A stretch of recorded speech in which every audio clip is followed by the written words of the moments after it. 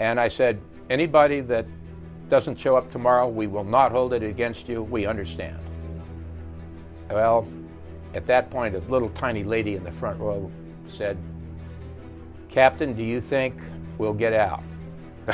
Well, now the rubber really met the road. Here it was. And everybody in that room looked up, because it was the question on everybody's mind.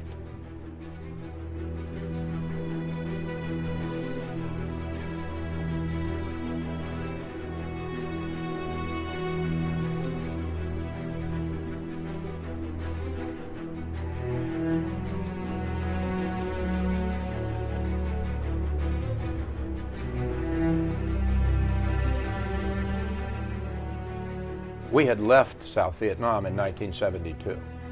There were no U.S. forces of any kind in the country. We had a mission, which is what the U.S. calls its combination of civilians and military, diplomat, and business supportive anywhere in the world. The mission was probably 25,000 strong in Saigon. 50 military officers were allowed by the Paris Peace Accords, and they were all very senior. A lot of skirmishing was going on. The NVA attacked South Vietnam, despite the Paris Peace Accords. The second week in March, they attacked Ban Mi Tu, a key highway intersection in the west. It was the beginning of the end, and from March the 13th until April the 29th, you could count the days until 50-some days were left for South Vietnam. So we had been developing a plan that essentially worked in two prongs. We would operate on 8 routes named after the famous western trails of the United States. And they would be buses, which we would armor somehow. We weren't sure how we were going to armor the buses, but we were going to armor them. And we were going to armor them in such a fashion that nobody would notice they were armored. Didn't know how to do that either, but we were going to figure it out. This was the plan, okay? Plans are great. Then you have to do them. Those men and women, Vietnamese, third country nationals for whom we had legal responsibility, the U.S. does all over the world, and of course Americans, we would pick them up on 18 or 20 designated pickup points that were special buildings, and those buildings would have helicopter landing zones prepared on their roofs. We now had about 100 volunteers by the end of March, working on all kinds of things, and including working with Air America to create HLZs on the roofs of those buildings. The North Vietnamese, at the end of March, attacked from the north simultaneously in Quang Tri. Quang Tri fell, and in rapid succession, Hue fell, and then Da Nang. Da Nang falling is like Chicago falling in the United States. That's the impact it had on the country.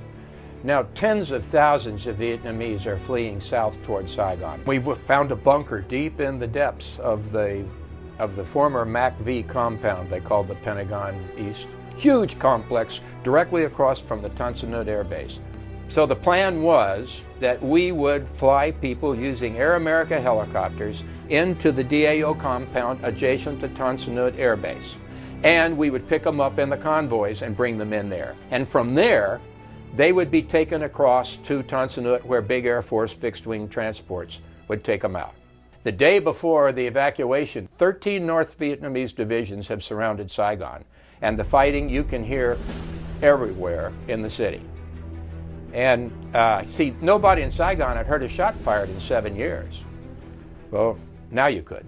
Air America now is operating from the rooftops, landing with their Hueys. And that famous shot you see of the people going up, that's an Air America Huey, not a military Huey. And the Air America Hueys are landing on the 16 or 17 HLZs on the roofs, taking off the people that can't make it to the buses.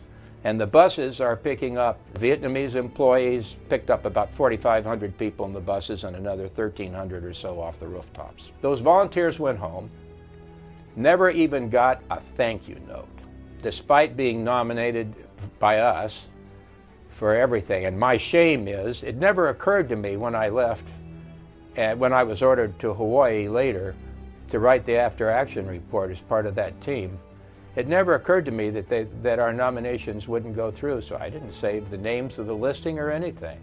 And years later, I found out they hadn't gotten anything and hadn't even been thanked. 20 of them died, and the rest of them did an incredible job.